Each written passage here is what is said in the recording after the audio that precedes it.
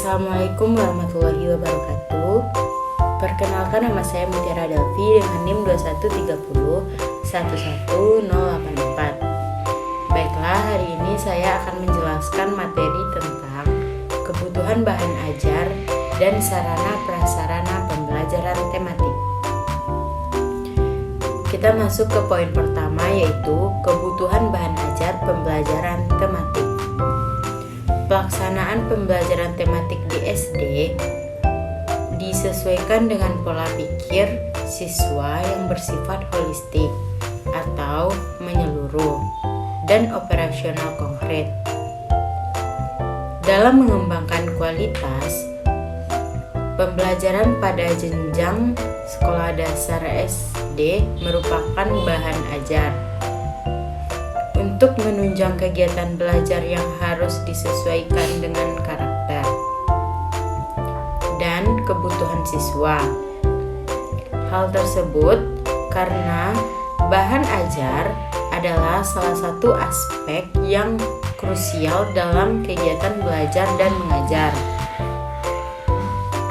Bahan ajar memiliki peran yang penting dalam pembelajaran, termasuk dalam pembelajaran tematik. Dalam satu topik pembelajaran diperlukan sejumlah sumber belajar yang sesuai dengan jumlah standar kompetensi yang merupakan jumlah bidang kajian yang mencakup di dalamnya lingkungan alam dan lingkungan sehari-hari. Supaya kegiatan belajar dan mengajar dapat berjalan dengan maksimal, maka guru membutuhkan bahan ajar yang sesuai dengan karakteristik siswa serta kurikulum yang sedang digunakan. Selanjutnya yaitu bagi siswa, bahan ajar berfungsi sebagai sumber informasi serta sebagai alat yang diperlukan guru agar dapat mengawasi dan mengatur siswa dalam prosesnya menerima informasi.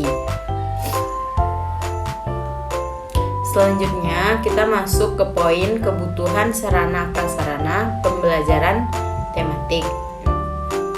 Yang pertama, implikasi terhadap pengaturan tempat duduk.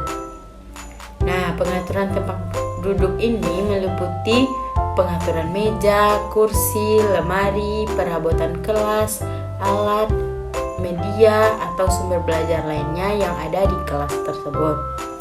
Nah, itu semua diatur dengan fleksibel atau mudah diubah-ubah disesuaikan dengan tuntutan strategi.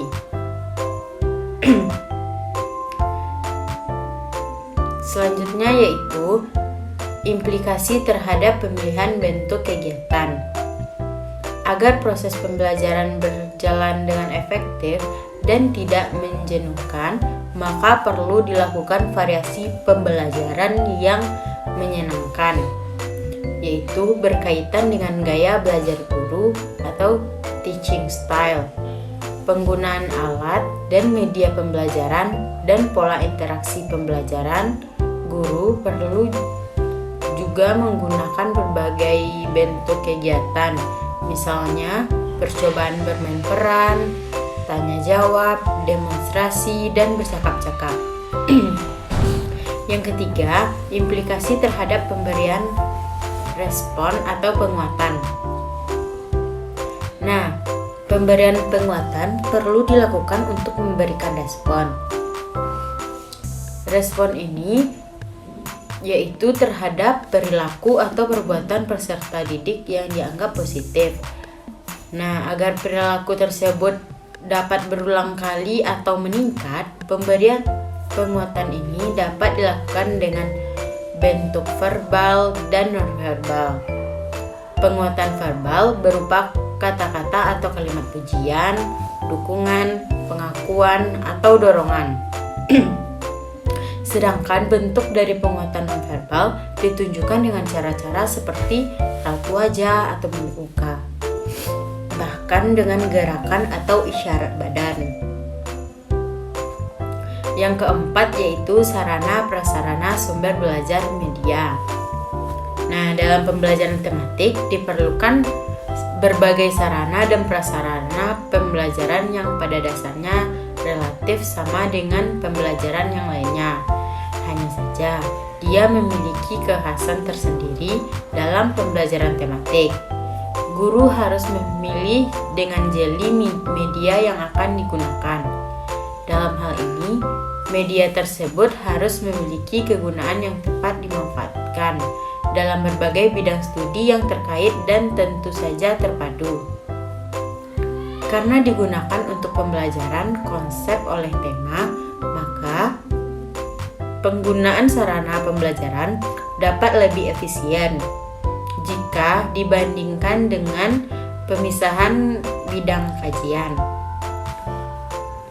Mungkin sekian materi hari ini, sampai bertemu di materi selanjutnya. Assalamualaikum warahmatullahi wabarakatuh.